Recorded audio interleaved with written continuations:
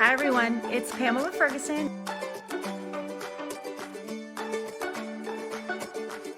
Today, what we're going to be talking about is oil fighting tips to make your face not look shiny.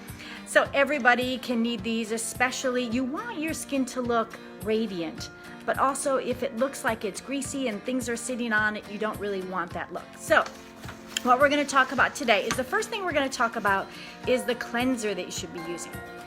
So the cleanser needs to have some really good ingredients to focus on oil control. And one of those ingredients is called salicylic acid. It sounds like it's really crazy, but it's not. It's just something that you are used to saying, just like citric acid. Salicylic acid is just another acid that's actually great for oil control. So it helps unclog those pores, but is not over drying, which can be great when you have that oily skin. You also need to find a system that focuses on overall oil control. And when I say focus on a system, unfortunately, there is not one product that's going to be able to do everything that you want to do with your skin. To oil control, to give you your SPF, to be a cleanser, to do all those things. There is not one product to do that. That would be nice. That's like having one exercise to the gym that's gonna make you look great. It just doesn't exist. So I would find a regimen that is specifically for oil control or even acne if that's part of your issue. Because usually they go hand in hand with these same kind of ingredients. A lot of you may not want to hear it, but if you do have oily skin, one thing that can make it a lot worse is piling on the makeup. You should not be using heavy makeup. Why? Why is it so bad for oily skin? First of all, especially when you're talking about foundation, and if it's in the summer like now where it's hot, it's clogging your pores. It's actually causing your pores to produce more oil because they're clogged. And it can melt into the pores, make those pores larger, thus producing more oil. So it's kind of like a never-ending cycle. You're trying to cover up the pores and having the oily issues, but you're actually making it worse. So we want to try to stay away from those heavy makeups. Another thing that people tend to think, well, I can't do that because I have oily skin, is exfoliating. Exfoliating is something that everybody should be doing, even with sensitive skin. Everybody should be exfoliating, especially as you age, because the dead skin cells that normally you used to slough away when you were younger, they stay on your face longer. So you need to exfoliate probably at least once a week, but I would say no more than 3 times a week. That's kind of an average. So anywhere that 1 to 3 times a week is good. And despite what you think, like, I don't want to exfoliate because that's just going to make my oil worse. And you think, oh, it's going to make my skin dry. If you're using the right exfoliator, it should not be making your skin dry. If it's making your skin dry, throw that in the trash. That is not a good exfoliator. If your skin is too dry, dryness and oil go hand in hand. So if your skin is too dry, what happens? Your body says, well, it's too dry, I need to produce oil. You're kind of a catch-22.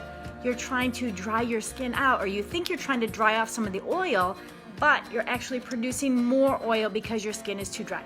So you definitely need to exfoliate and use a product that's not making your skin dry.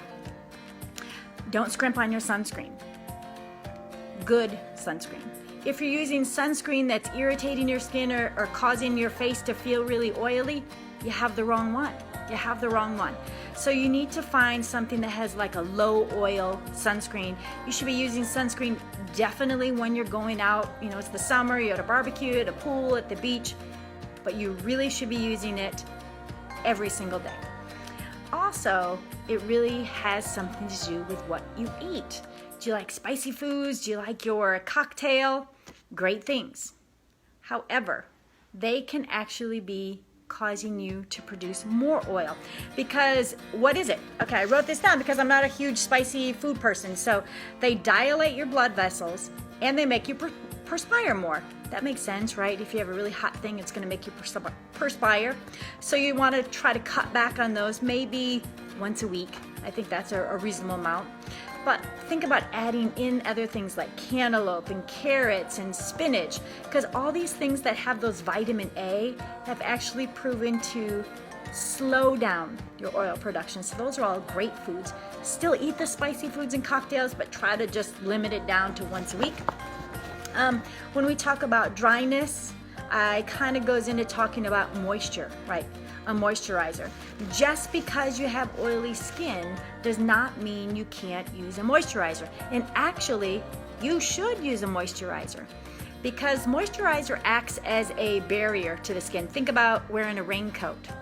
So let's say, you know how everybody keeps saying, oh, what you need to do is when you're wet, you need to put your lotion on when you're wet. What that does is that traps the water or the hydration in the skin. The moisturizer acts as that barrier. So everything from the outside, the wind and the all the free radicals, it's kind of a barrier for your skin, and that's especially true on your face. However, the moisturizer you should be using should be an oil control moisturizer. If you have oily skin, you cannot just stroll down the aisle of the department store or the grocery store or the local CVS and just pick some random thing for moisture. You need to pay attention to the products that you are putting on your face. Is it making your skin more oily? Get rid of it.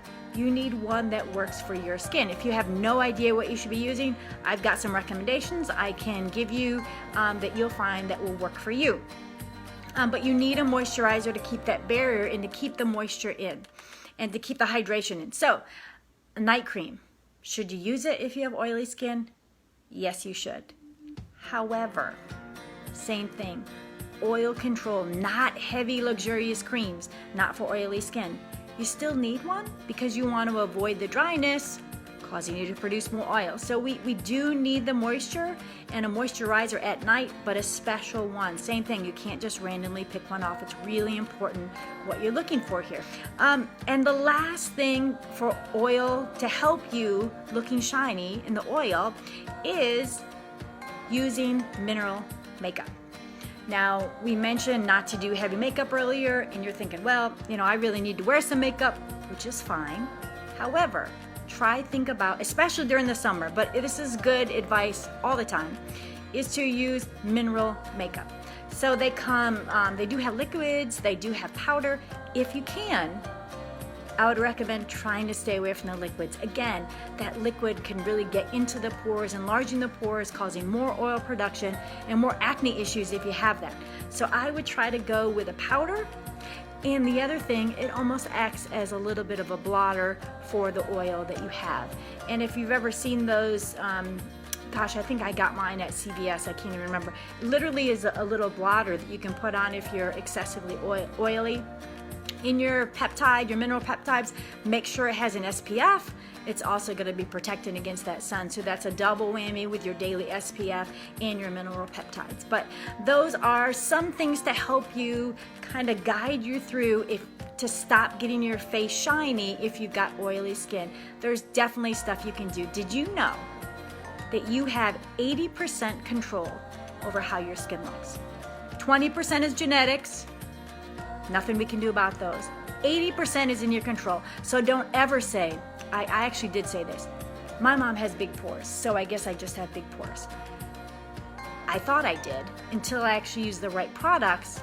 And the first thing that I noticed when I started using it, wow, my pores are so much smaller.